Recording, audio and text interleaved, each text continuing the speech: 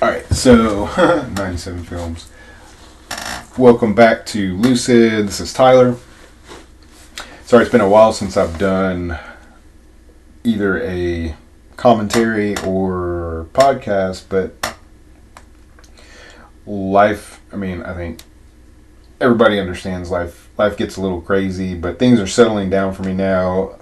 Moved into a new studio and just trying to get things back on track. So I thought I would take a step back a little bit. I got a little too ambitious with the types of projects that I wanted to do with the channel for the amount of time that I have right now. So I got inspired a little bit over, I guess it was over Thanksgiving, around Thanksgiving, Christmas time, because you may or may not know if you've been on the channel before. Sorry about my squeaky chair. I'm still getting used to, I need to get some WD-40. But so I'm a writer, and one of my, I guess, role models, mentors, I don't know what you call it. I don't know. Do you have to actually know a mentor personally? I don't think so. I think you can look at someone as a mentor. So, but so Steven Soderbergh is one of mine, and I did not know this, but I learned, over the holidays that every year he publishes his diary, like a media diary, basically like what he's consumed, like for the year prior. Which I guess I could just pull it up here, because it's kind of cool. If you're on this channel or if you're listening to this, then you're a film nerd too, so you won't think that it's that crazy. But Steven Soderbergh, how do we shoot? I should have had this up already, but it doesn't matter. Oh, there it was. I had it media list. So I'm not going to go through his whole list, but here it is. Everything Steven Soderbergh watched and read in 2022. So I thought this was fucking amazing. Because if you know Steven Soderbergh, it's like Ocean's 11. Now I'm going to draw blanks off the... Well, let's go to his Letterboxd. So what I decided to do, I'm already all over the place. So what I decided to do this week, and I think going forward probably, because I don't have time to really do like well thought out video essays and character analysis like I originally intended when I started this. So what I'm going to do, or going to try and do, because I think it's going to work a little bit better for me, at least for the time being, is like my man Mr. Soderbergh, I'm just going to do, or try to do, like a weekly diary of what I've been watching, because I do take my film watching very seriously. As you can see here, I started my Letterboxd last year, and if you don't know what Letterboxd is, let me tell you. So pretty much everybody knows about IMDb, which is pretty standard, or Rotten Tomatoes. I don't have pulled up, but everybody knows what Rotten Tomatoes and I think IMDb is. So Letterboxd, I'm not sure how old it is, because I just found out about it a couple years ago, but Letterboxd is for the, I guess you would call like the pretentious movie watcher, or like the connoisseurs, like the real, I guess we like to think of ourselves as like real film lovers. So there's only movies on here you can't find, like if you, Game of Thrones or Queen's Gambit, like doesn't matter, prestige TV, you can't find it on here. It's only film. And one thing I think is like really cool about it is the types of, like, since you have like really more film enthusiasts on it, you actually have I know of it.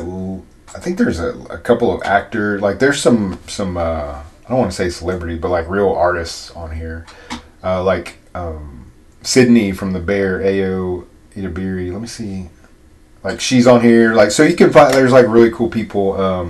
Yeah, like right here, you see this Taste of Things. This is the woman from the bear. So she's on here and reviews movies, and yeah, you can like donate. It's really cool. I think, you know, if you're into film, definitely check it out. And you can friend people and follow them and like their reviews. So it's kind of neat. So I don't really have many followers. So yeah, follow me on Letterboxd. So yeah, that can be my new goal for. So there's this guy on here. This guy, he has a really great podcast. So I don't.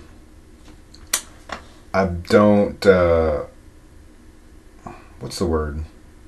Not getting paid or whatever. But if you're obviously you're into movies. He has a really good movie podcast called The Big Picture on Spotify, and this guy Sean Fennessy, him and I think her name's Amanda Dobbins, like, great podcast. They have really good interviews with directors, writers, actors sometimes. Like I think he had Ethan Hawke on there. Maybe I'm getting him confused with. There's a whole network of podcasts that he's on, the Ringer Network. But anyway, I think he's been called the Lord of Letterboxd or something. So if you want to help me over, yeah, look, he's got like 58,000 followers. So yeah, help me unseat the Lord of Letterboxd here. That would be my goal.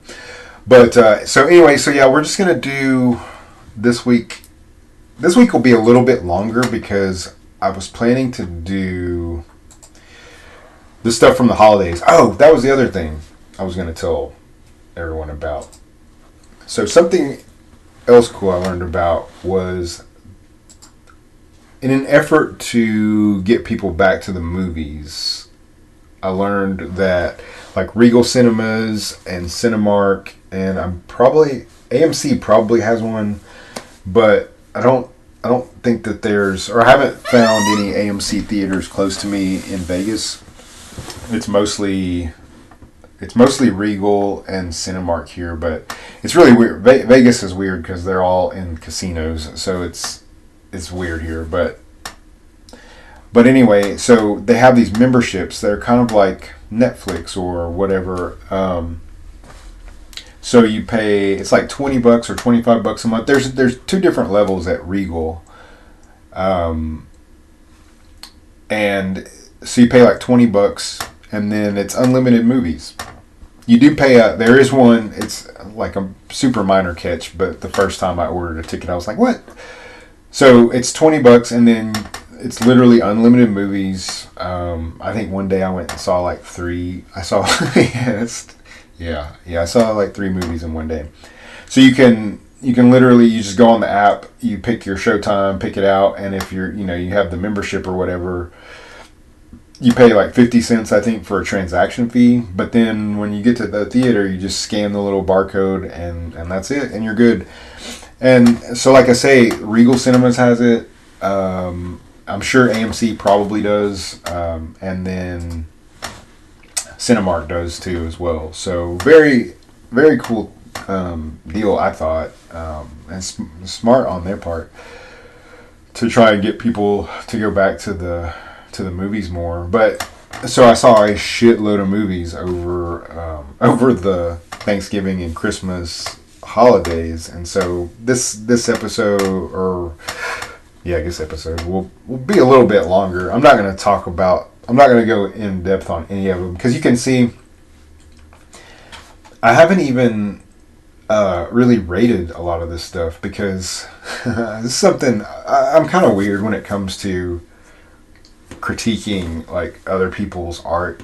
I think I hate, like, if it was up to me, like, I would just rate all these things 5 stars, because, like, who gives a shit, really?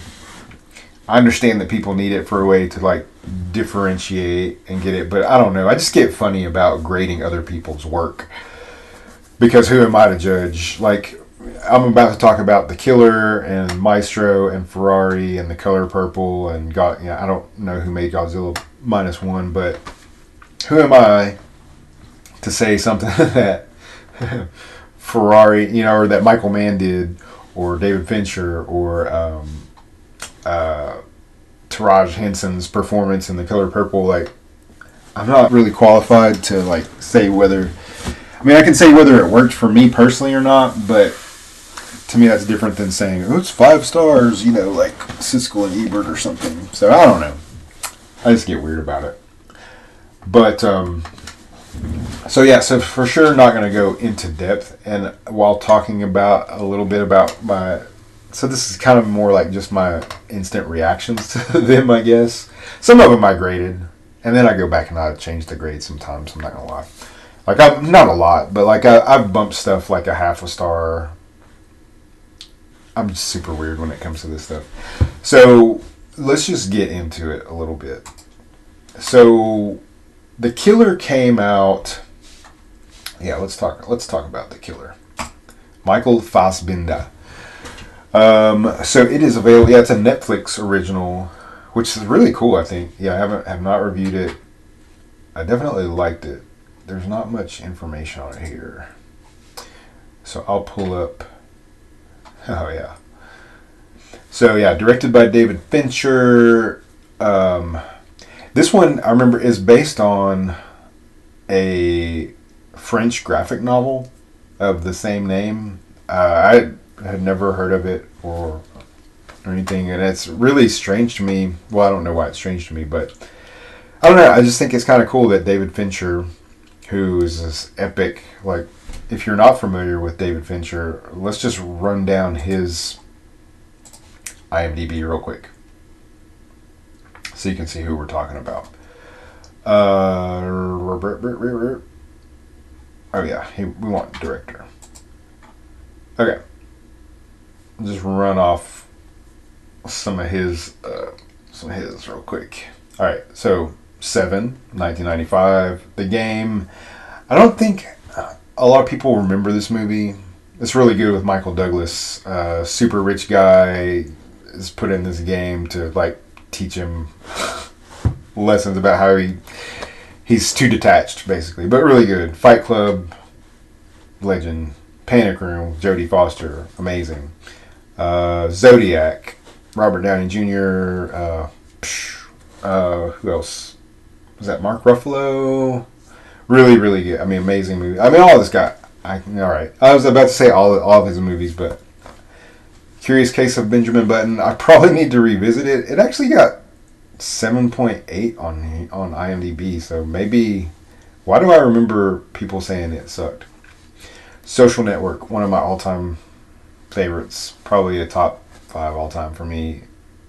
I honestly prefer the other version, the Swedish version of The Girl with the Dragon Tattoo, but Fincher's is awesome. But you can see, I'm just giving you, like, you know, the CV of David Fincher. So pretty much everything he touches, like, whether you vibe with David Fincher or not, like, I don't think there's any arguing that he's like one of our elite filmmakers. So like, this movie's definitely not for everyone. It's literally so yeah, here's the log line. After a fateful near miss, an assassin battles his employers and himself on an international manhunt he insists isn't personal. So I'm not going to get into like spoilers obviously on any of these because I want people to go watch them, or at least most of them. But this one I thought it was excellent. Like, if you can get into this, it's a psychological thriller basically, because you're spending so essentially what happens is like the line said, Michael Fassbender plays this like really grounded what's the word, like routine driven assassin who, from what it appears like, has been at it for at least a decade, right? I mean, it's his job. And essentially, like, this is all like within the first 15-20 minutes. So he's setting up for this hit in Paris, and it goes wrong. And he's not used to things going wrong, clearly. But he handles the fuck up on the job okay, right? But it's when his employer has to deal with the repercussions from the client. And so there's a little retribution against Fassbender's girlfriend, I guess, and then that's it, right? That's the catalyst, and that sets him off. Like he's got to deal with the employer and deal with the client. So it's in a way it's a little bit of a detective story, or I mean not detective, but he has to track them down, right? Like this is a business where you don't deal face to face, like, so he's got to get to, like you can see on the screen now, like it's kind of flashing through the making of, like there's I should not have looked up. I got so distracted by that and forgot that, because they're talking about David Fincher, not just this movie, but anyway, so it's a bit of a detective story. And so he's got to track down. I mean, he's got to get to his handler. Then he's got to find out who the client is. There's just a lot of that. But the thing that makes this exceptional for a hitman movie, basically, or a revenge flick, is David Fincher's style. Right, the way that he shoots things. Like, I'm planning on doing a top 10 scenes of 2023, and there are a couple candidates in this movie for just the way that it's all about precision, right? Like that's a big theme in this movie, is routine and precision, and like I think you see that in the shooting. You see that in the way that Fassbender carries himself as a character, and and I'll say which scene I'm thinking about, because it's early on too. It's right after the hit goes wrong and he is escaping, and it's just the sound design, the score, the camera movement, like the Fassbender's form. It's literally a guy on a scooter in Paris at night, but it's super tense, and it's like, I don't know, it's just pretty amazing. And that's just one example, but there's loads of that through the whole film. I mean, it's just the way that Fincher operates, and it seems like, to me, I was gonna say, never mind, scratch that. I was thinking that they had worked together before, and maybe they have, Fassbender and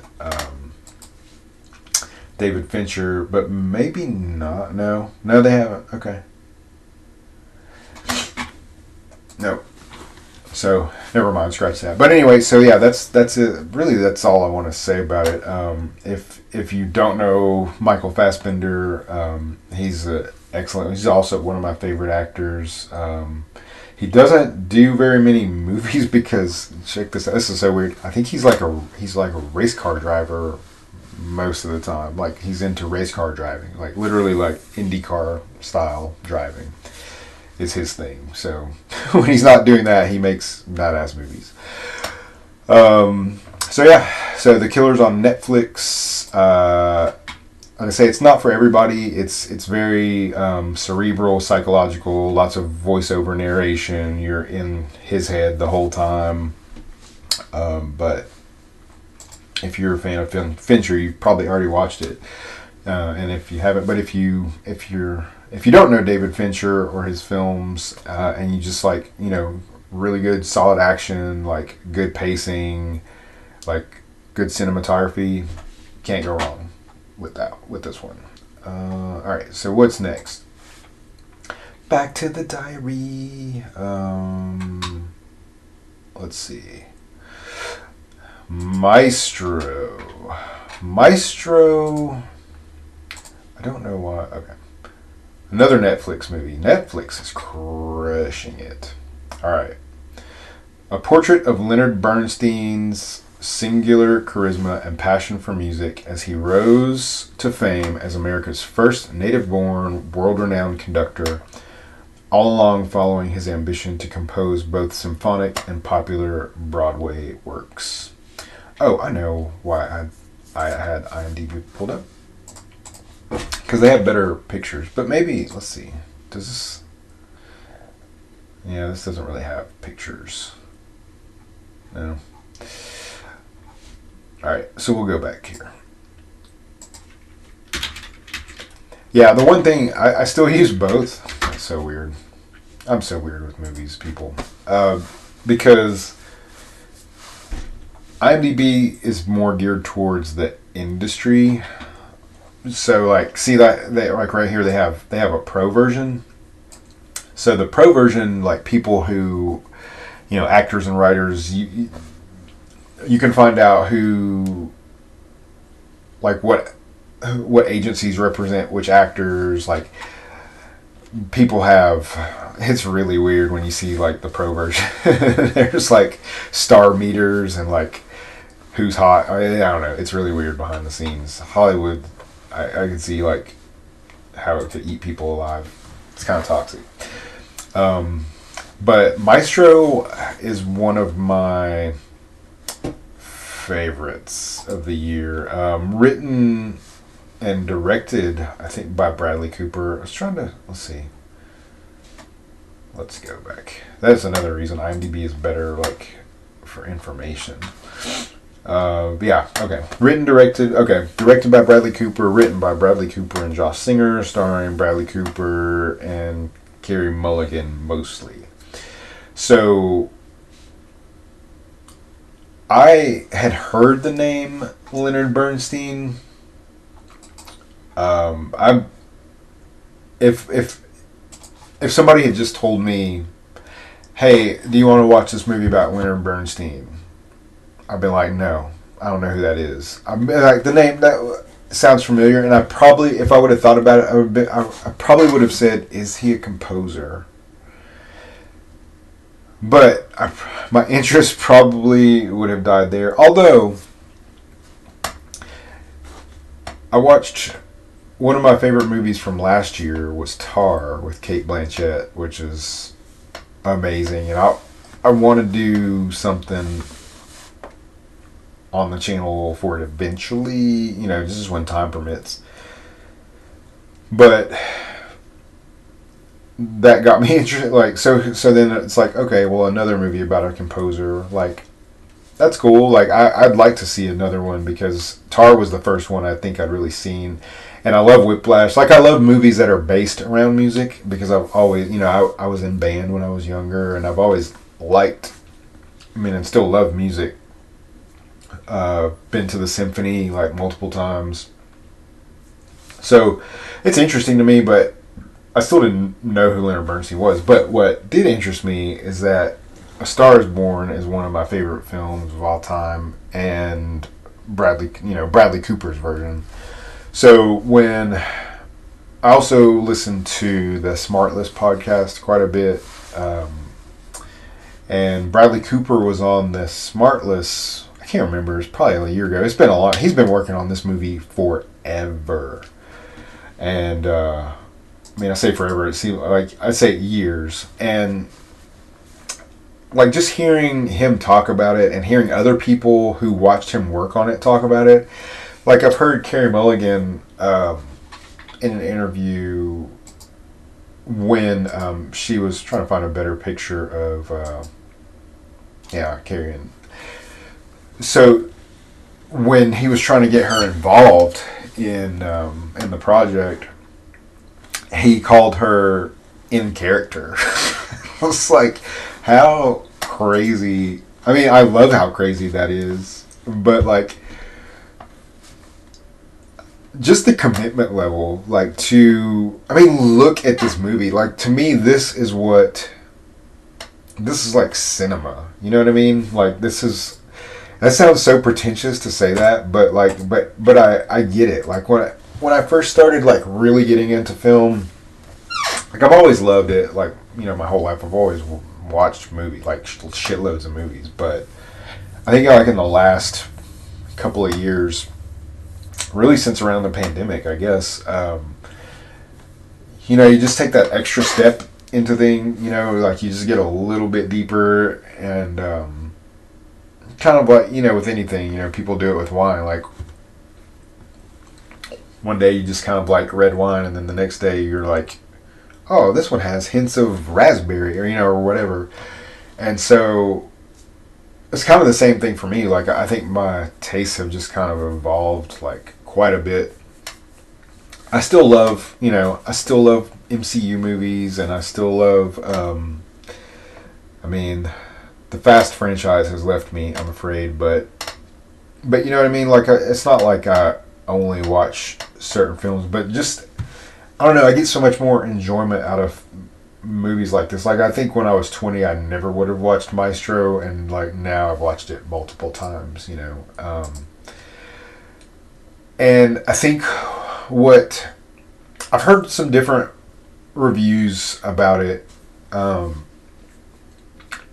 People had some problems with it, specifically with Carey Mulligan's character, which I didn't really. I mean, I guess we should just say what it is. So it's basically It's a biopic. This is the year of the biopic, right? And we've got at least two more to cover, because there's this one, and then there was the Iron Claw, which was a biopic, and then there was also Ferrari. So I don't know. It's a lot of biopics, but they were all good, like in their own way and for different reasons. But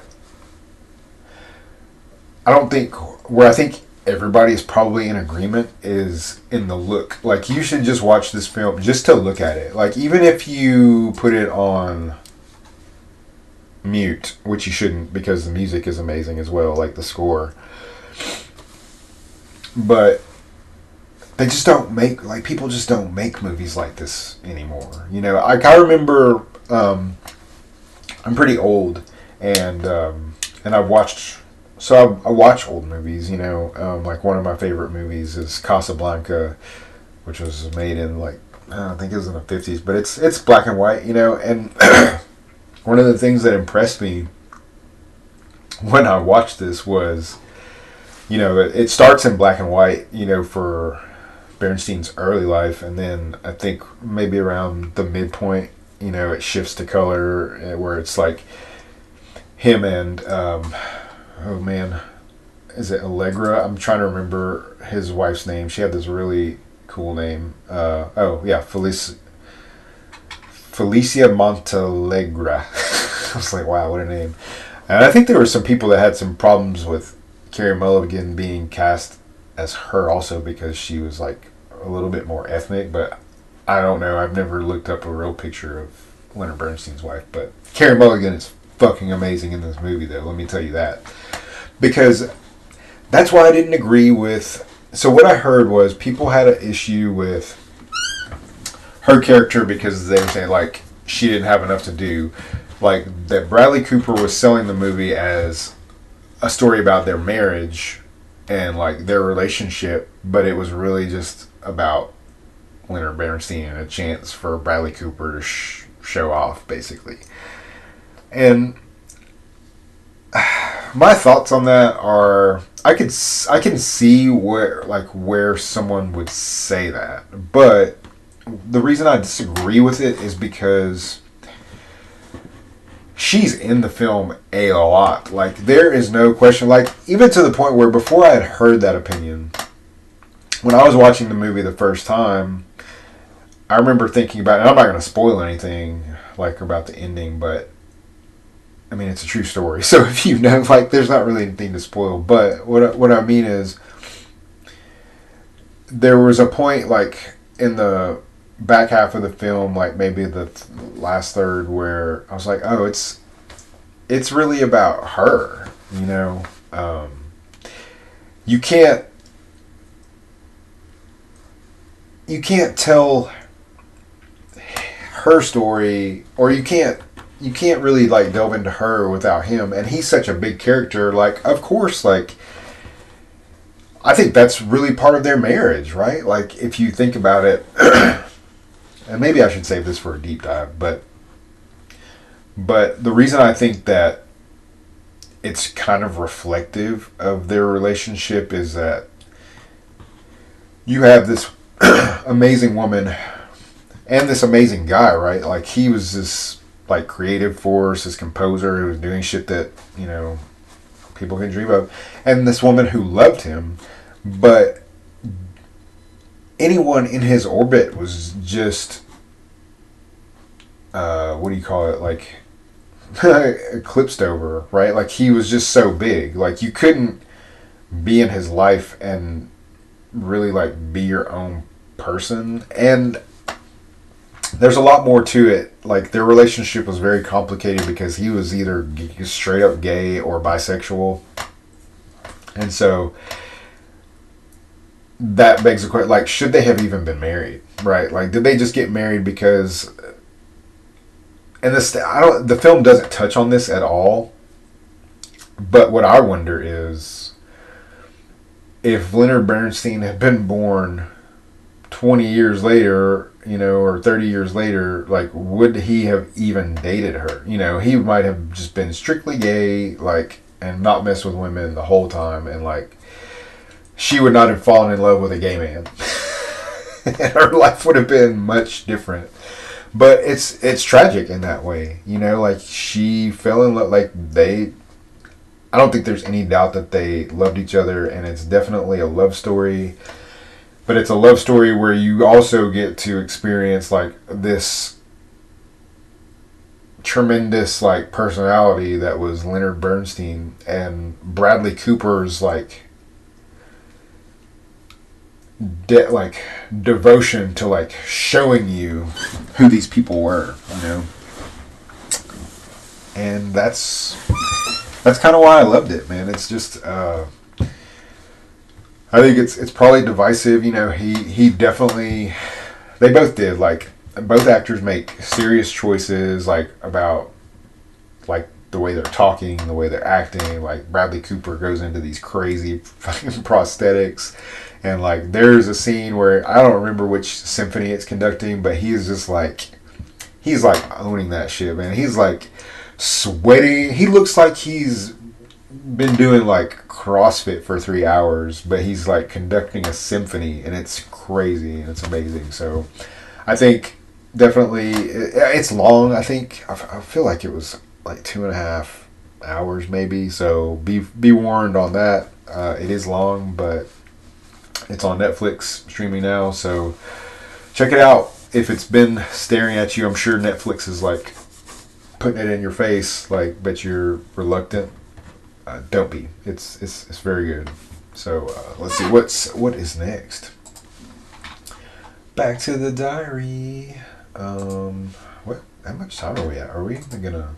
How long have I been talking? 30 minutes already? Yeah, I think we'll do one more. So let's see. I think. Oh my god! Please don't be Cocaine Bear. Please don't be. No. Well, it's gonna be all. Let's mix it up, because I don't want to do. That's like. I was gonna try and make it all the way through up here to Anatomy of a Fall, but no way. So technically, I should do Ferrari. Well, I'll just go in order. So Ferrari directed. Oh, I gotta stop. Let's just go. I can tell you, directed by Michael Mann. It's just hard for me to type and talk at the same time. So,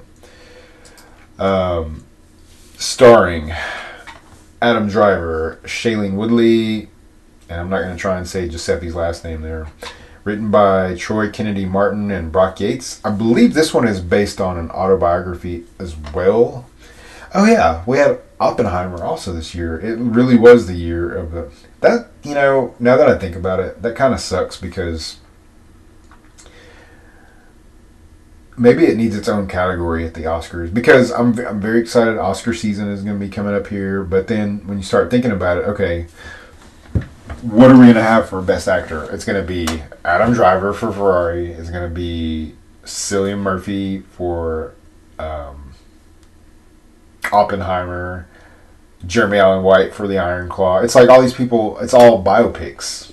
It's like, it's kind of boring, like, when you think about it like that. Not that any of the movies are not good, but just, I don't know if that's what it ends up being. Is like 5 different actors doing bio. I don't know. It's just kind of meh.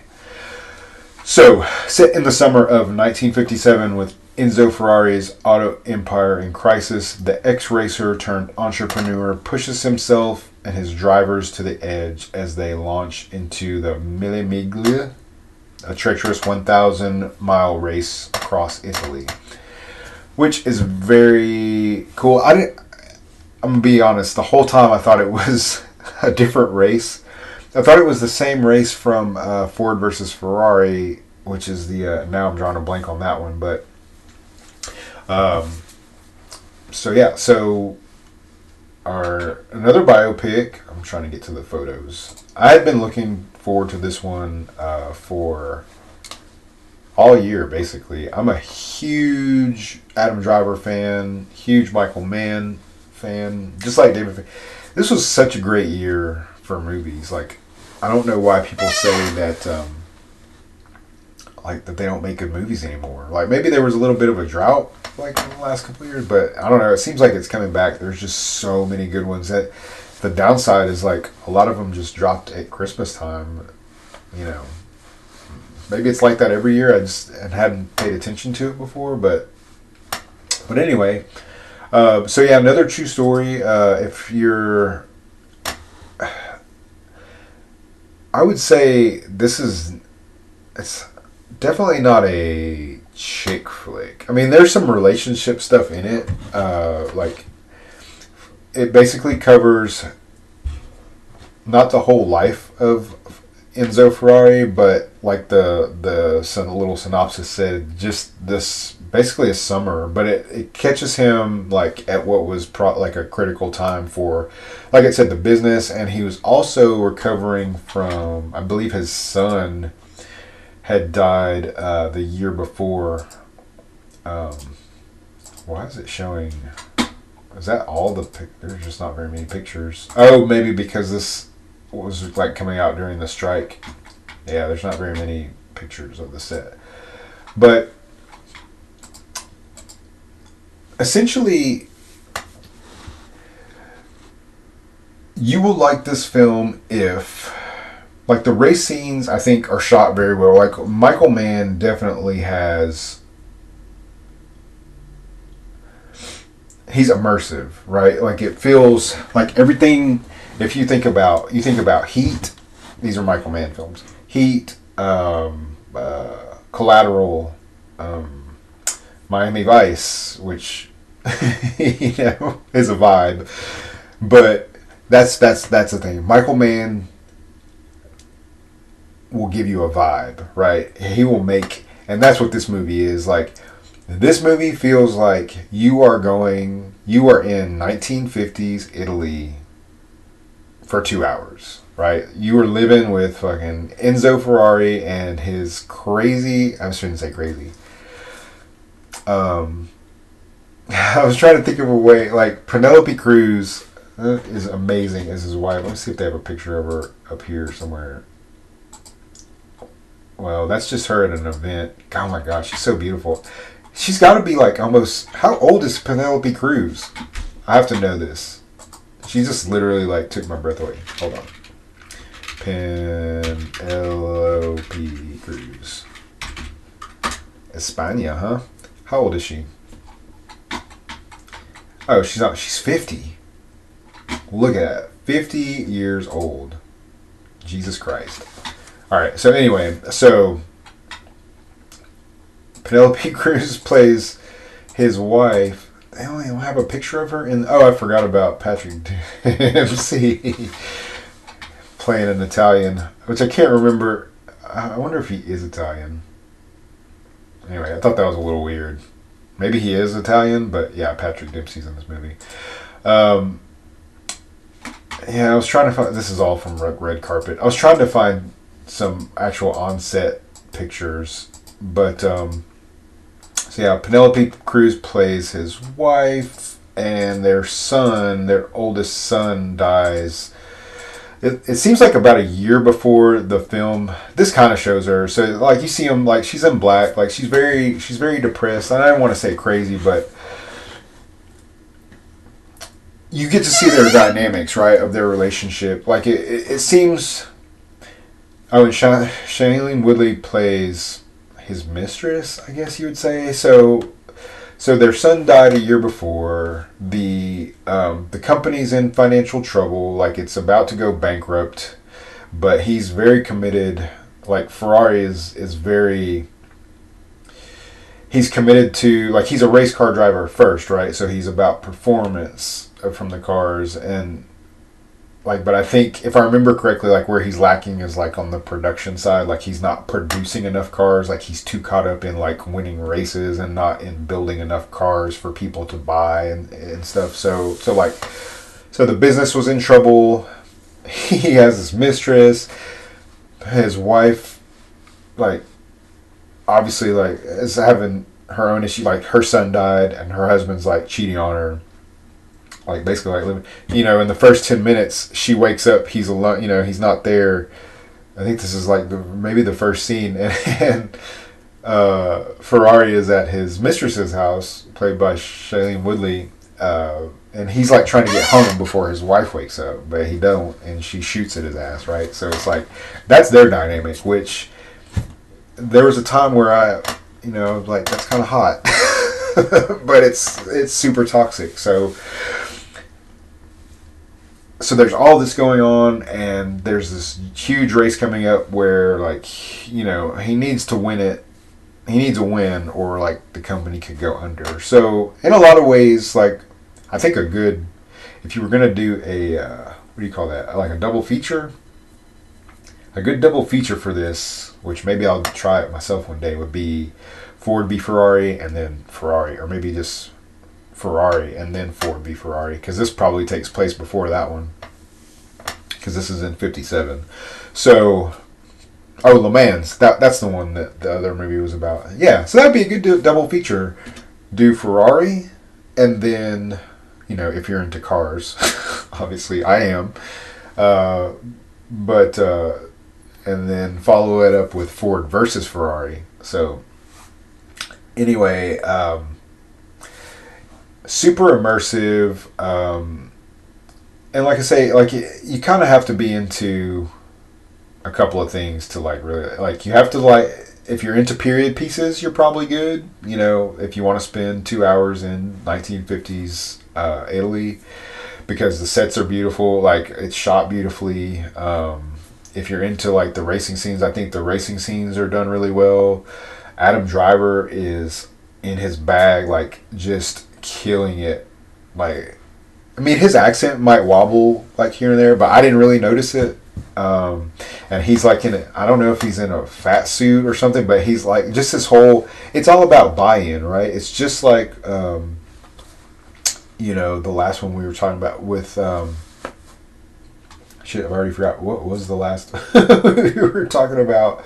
With Maestro, right? Like, it's just like with Maestro, when these actors, and Penelope Cruz too, the only one, I'm not going to say anything rude, but, you can tell that, like, Driver wanted this, right? Like, this was like, to him, this is like a role of a lifetime, because he buys in, like, it's in his posture and the way he walks, it's in like his, like that scene, I think it's in the trailer where I think it's after a loss in the film, like their team loses and or maybe it's a death, like that's the other thing, like there's some pretty fucking gruesome like death scenes. Like there's one like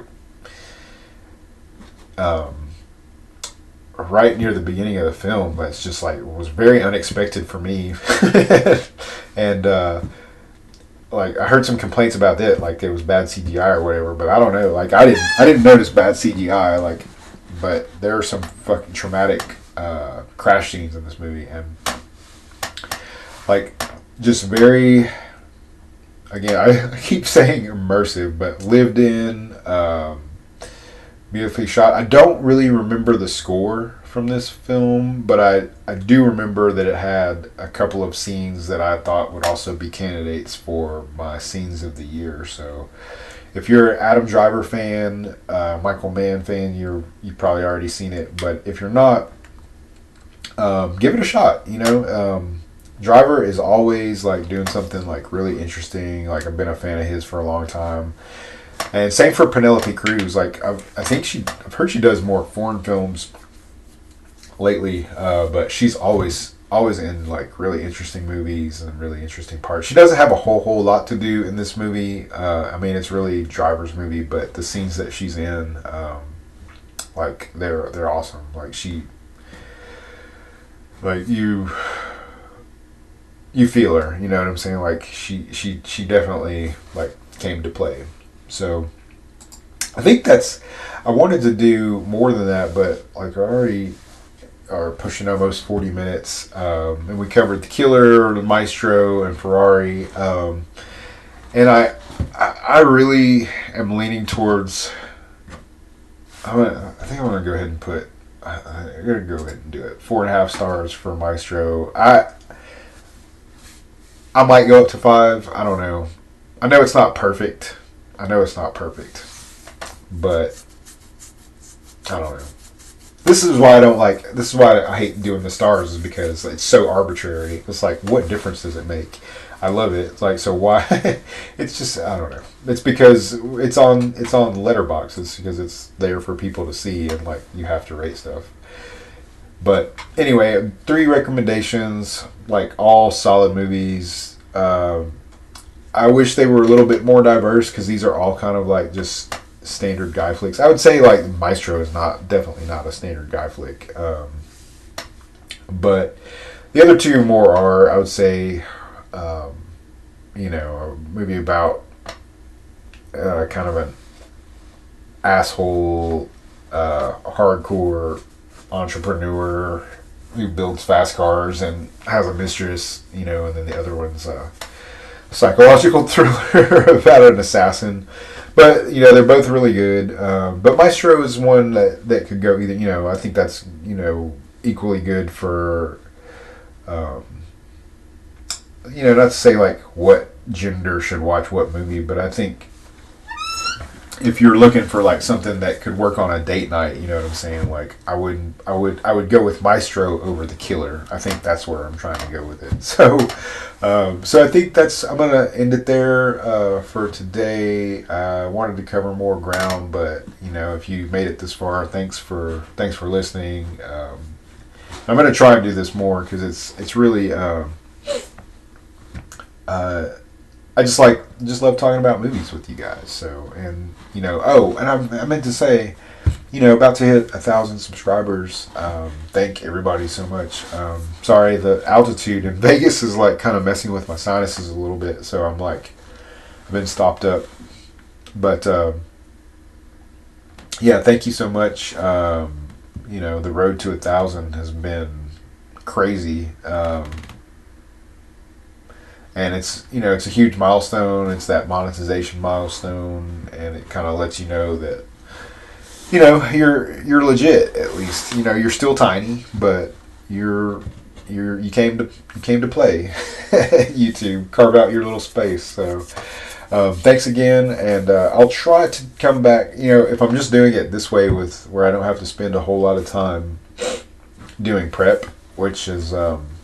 I just don't have a lot of time, but I still like staying engaged with the channel and movies, and I'm trying to compete with Steven Soderbergh, this year. So as you can see, I'm getting my movies in. Sometimes here's two a day, and they're so trying to do my part in consuming. So hopefully I'll be back before next week. So today's Sunday, so I'll try and have another episode up next Sunday.